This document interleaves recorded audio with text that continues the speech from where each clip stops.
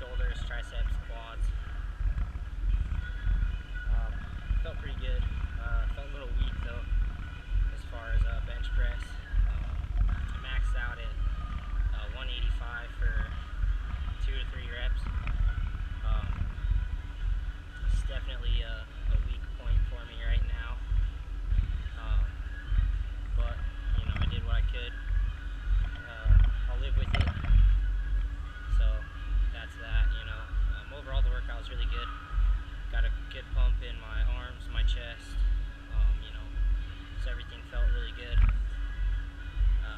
But you know, while I was lifting, I was thinking about kind of one of the reasons why my lifts, at least on bench press and squats, is down.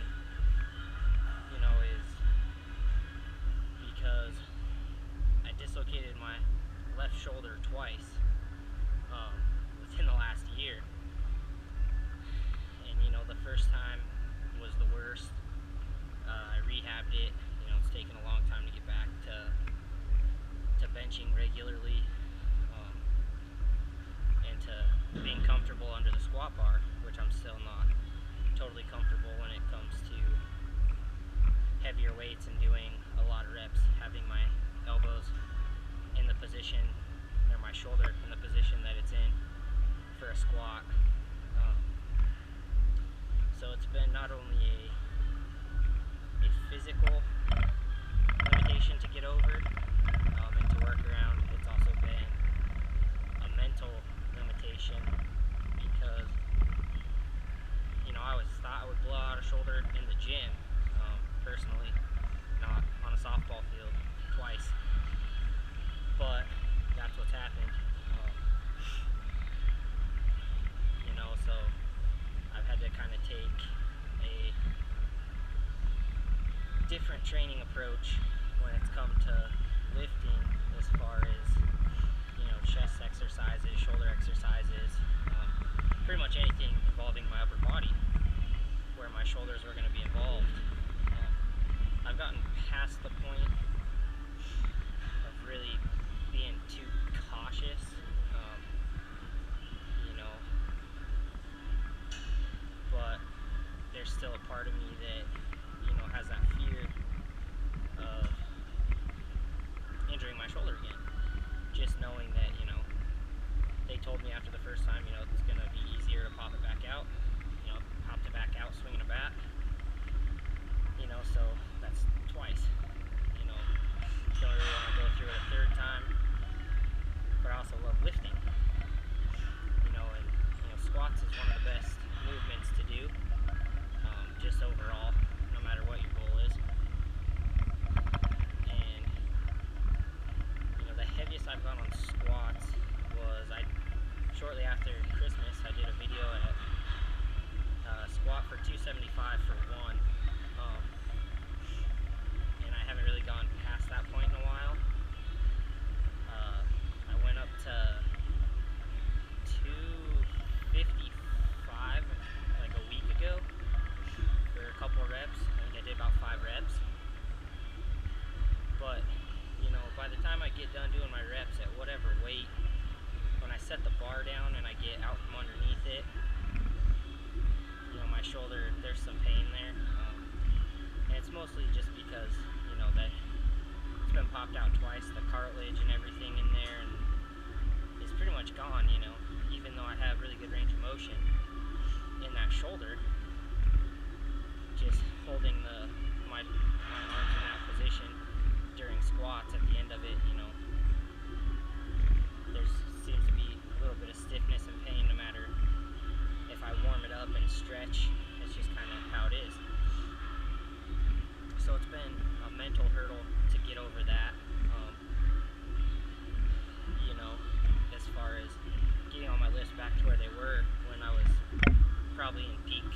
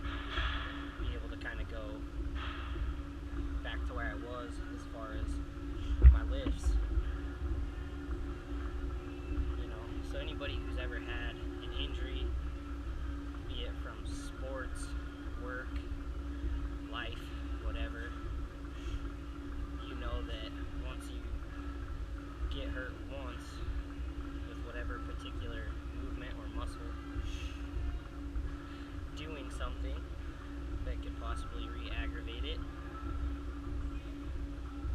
you know, right afterwards is a little nerve-wracking. You know, I babied my shoulder after it happened. It's been about 2 months now since the most recent time. You know, I've still been able to make progress in other areas of lifting, even after the injury. I'm getting back to where I was. I would like to get back to that peak point that I was at about a year and a half ago, and surpass it. And right now,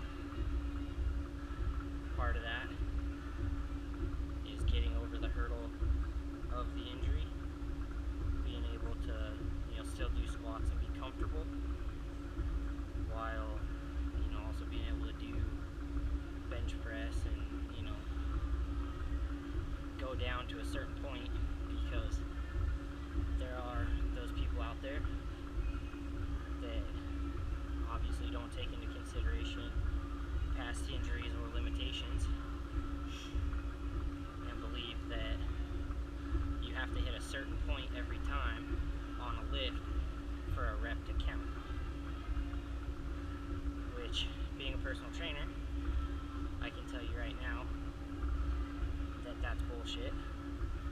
I've trained clients that are older, where their range of motion in their joints isn't going to be that of a normal person, so their reps aren't going to be a full range of motion, but they're in the gym and they're working. So, you know, depending on the person, everybody's abilities are different, everybody's ranges of motion are different, so things are going to look different for everybody. And what somebody might consider a rep, another person may not, and that's just all a matter of opinion. Now, there are circumstances where, yeah, if you take the bar off and you're barely moving it and you think that's a rep, it's probably not, and you're an idiot.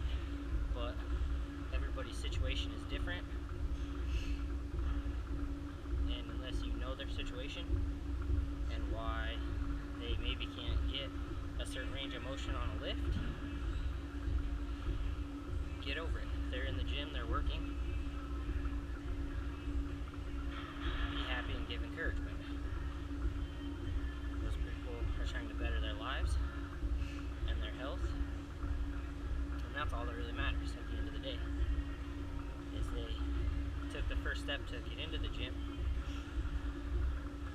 or there's somebody who's been in the gym for a long time and they're still coming no matter what. So, with that said, I'm almost done with a little bit of cardio for the day. Did some posing, felt pretty good. Got a little video of that. Lights kind of sucked, but I felt good. Arms felt good, chest felt good. Need to get some coaching for my posing and start keying that in and everything else, and go from there with this contest prep. I'm out.